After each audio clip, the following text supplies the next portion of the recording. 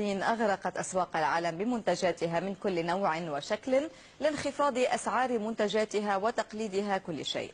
الجديد أن الصينيات دخلن في منافسة مع المصريات، ولكن في الزواج من مصريين حتى تحولت إلى ظاهرة.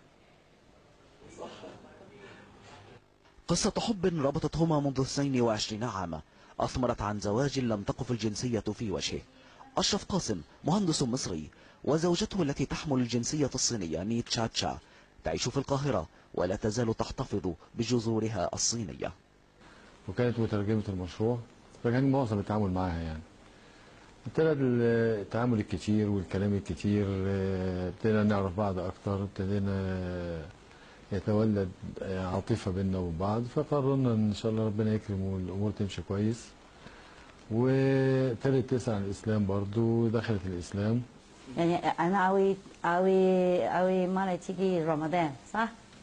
وصومي صحواوي. أنا كم سنة 30 سنة ما أعرفش صومي، ما فيش صومي، مش عارف صومي، بس الحمد لله أوي مرة تصومي على طول.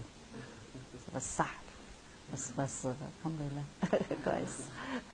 لكن زواج المصريين من الصينيات في الآونة الأخيرة تبدلت لغته من الزواج إلى غزو صيني للمجتمع المصري.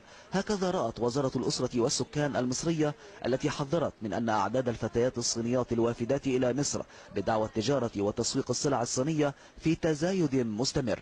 والخطر هو حدوث زيجات بين هؤلاء الفتيات والشباب المصري، خاصة أن الفتاة الصينية لا تشترط مهرا ولا شبكة وتقبل العيش في أي مكان.